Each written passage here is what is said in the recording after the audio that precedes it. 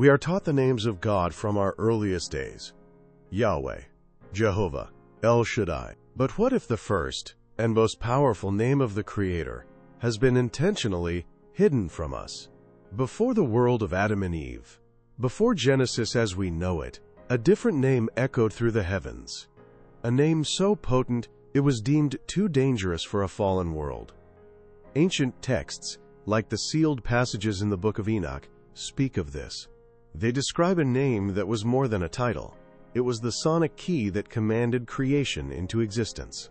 This was the primordial word that gave light its form and bound rebellious angels in everlasting chains. So if a name of such immense power existed, why is it absent from our Bibles? Who made the decision to erase it, and what did they fear? This is not a search for forbidden knowledge that weakens faith. Instead, what you are about to discover will deepen your understanding of God's ultimate authority. It is a journey to uncover a truth that explains the very foundation of the spiritual war, how it began, and how it will be won. The councils of old, from the Sanhedrin onward, believed this name could unravel the fabric of reality if misused. They chose to conceal it, leaving behind only whispers of an ineffable name. If you believe there are truths in the Scriptures that have been buried by time and tradition, then you are in the right place. Join us on this revelation. And as we begin, support this search for lost wisdom by liking this video and subscribing for the chapters to come. Let us know in the comments if you have ever felt that something crucial was missing from the story of creation. We are often taught that the story of creation begins in Genesis chapter 1, with a formless void. But the Bible itself gives us clues that a dramatic history unfolded long before Adam ever took his first breath. Consider the account of Lucifer's fall in Isaiah chapter 14. It speaks of a rebellion in heaven, of an anointed cherub who walked among the fiery stones of God's holy mountain. This was not a human drama. It was a cosmic war. If this happened before the Garden of Eden, then what else are we not being told? The book of Job provides another piece of this ancient puzzle. In chapter 38, God challenges Job, asking where he was when the foundations of the world were laid, when the morning stars sang together and all the sons of God shouted for joy. Think about that. Adam was not yet created. Who were these sons of God rejoicing at the dawn of time? The Scriptures are pointing to a pre-Adamic world, an age of celestial beings and divine glory that has been almost entirely forgotten. This raises a profound question. If a war of such magnitude occurred, a war that saw a third of the angelic hosts cast out, what was the power that ended it? It was not a physical weapon. The Bible tells us that God's power is in His Word. The authority that cast down the most powerful of all angels had to be a command of absolute, unchallengeable power. A command spoken with a name that could shake the very pillars of heaven. This is where the story deepens. What if the book of Genesis is not the story of the original creation, but the story of its restoration after this cosmic conflict? This theory suggests that the details of that first war, and the specific name of God that commanded victory, were intentionally sealed away. The ancient fathers believed that such knowledge was too dangerous for a world now vulnerable to sin. They chose to give us the story that began with Adam, leaving the history that came before him veiled in shadow. This is where the official narrative begins to fray, and where texts once revered, now hidden, begin to speak. The Book of Enoch, a scroll considered sacred by many for centuries, describes a world before Adam in stunning detail. It doesn't just mention the angelic fall, it chronicles it. Enoch was shown the workings of heaven, the names of the holy archangels, and the very judgment pronounced upon the rebellious ones. This account is not a contradiction of Genesis, but a prequel, a chapter that was removed. What if the opening of Genesis is not about the first creation, but a divine restoration? Think of Genesis chapter 1 verse 2. And the earth was without form, and void, and darkness was upon the face of the deep. The original Hebrew words, tohu vavohu, suggest not an empty slate, but a ruin, a cataclysm. This wasn't the beginning of all things, but the aftermath of the great celestial war. The darkness on the face of the deep was the lingering shadow of Lucifer's rebellion. The ancient sages and rabbinic masters knew this. In their traditions, they whispered of this ineffable name of God, a name not meant for prayer but for command. They understood that this name was the very power used to bring order out of the chaos of that pre-Adamic ruin. They believed that to speak this name was to wield the authority that cast down angels and reshaped a broken world. And they feared it. So a decision was made. For the protection of a new, fragile humanity, this knowledge was deemed too great, too dangerous. The full story of the pre-Adamic world, the cosmic war, and the name of power that won it were deliberately sealed away. They gave us the story of the garden, a story of a new beginning, while burying the history of the one that came before. But echoes of that truth remain, hidden in plain sight, waiting for those with eyes to see. Before the world we know, there was another. A world ruled not by man, but by celestial beings. The Bible calls them the sons of God. Ancient texts refer to them as the primordial watchers, a class of powerful angels, tasked with overseeing the original creation. This was a realm of unimaginable light and glory. A kingdom where God walked among his heavenly court. But this perfect order was not destined to last. A shadow was growing within the most brilliant of his angels. The conflict that followed was not a simple rebellion, it was a war for the throne of heaven itself. Lucifer, the light-bearer, convinced a third of the angelic host to rise against their creator. The cosmic battle that ensued was so devastating, it left the original earth a ruin, a shattered and flooded wasteland. This is the cataclysm, the deep darkness described in Genesis chapter 1 verse 2. The world was not created void, it was made void by war. How do you end a war against beings made of light and fire? You do not fight with physical weapons. The Creator unleashed the ultimate power in his arsenal, his true primordial name. It was spoken, and in that moment, reality was rewritten. The sound of this name was the command that cast Lucifer down like lightning from heaven. It was the authority that bound the rebellious watchers in chains of darkness, awaiting a final judgment. It was the power that brought order from the chaos. The omission of this history changes everything we think we know about the Bible. The creation of Adam was not Plan A.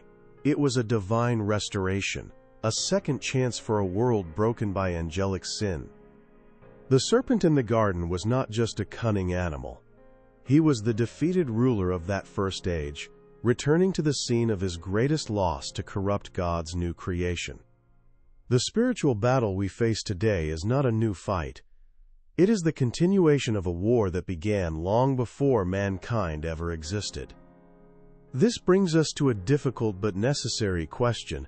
If this pre-Adamic history is so foundational, why is it not taught in our churches? We are given a simple linear story, from the void to the garden to the fall of man. It is a powerful narrative, but it is incomplete. The version we have been taught is a simplified account, a story edited for a world that was deemed not ready for the full, staggering truth of what came before. The decision to conceal this deeper history was not born of malice, but of fear. The ancient spiritual leaders from the Sanhedrin onward understood the gravity of what had happened. They knew of the celestial war. More importantly, they knew of the primordial name of God that had ended it. They believed that a name with the power to command angels and reshape a ruined cosmos was a truth too dangerous for a fallen humanity. In their wisdom, they saw a power that could be misused, a truth that could shatter a fragile faith. This protective concealment continued for centuries. Early church councils debated which texts would form our Bible. Books like Enoch, which spoke openly of the Watchers and the pre-Adamic world, were set aside. They were labeled, quote, apocryphal, not necessarily because they were false, but because their revelations were considered too complex, too disturbing. The priority was to establish a clear path to salvation through Christ, and the violent cosmic history that preceded Adam was seen as a distraction, a secret best left buried. So they hid it. They gave us the story of a new beginning, a fresh start in the Garden of Eden. They veiled the fact that it was a second beginning on a world already scarred by rebellion. They removed the name of absolute authority and replaced it with titles we could more easily comprehend. They did this to protect the flock. But what they failed to realize is that in every generation, there are those who seek the whole truth, who feel that a piece of the puzzle is missing, and that missing piece changes everything. So what does this knowledge mean for us, right now, in our daily walk of faith? It changes everything. The story of salvation is no longer just about the fall of man in a garden. It is the final, glorious chapter in a cosmic war that has raged since before time. Jesus Christ's victory on the cross was not only for our sins, it was the ultimate answer to the angelic rebellion that first scarred creation. God's plan is grander, deeper, and far more ancient than we were ever told. Perhaps the spiritual leaders of old were right to shield this truth. It is a heavy revelation.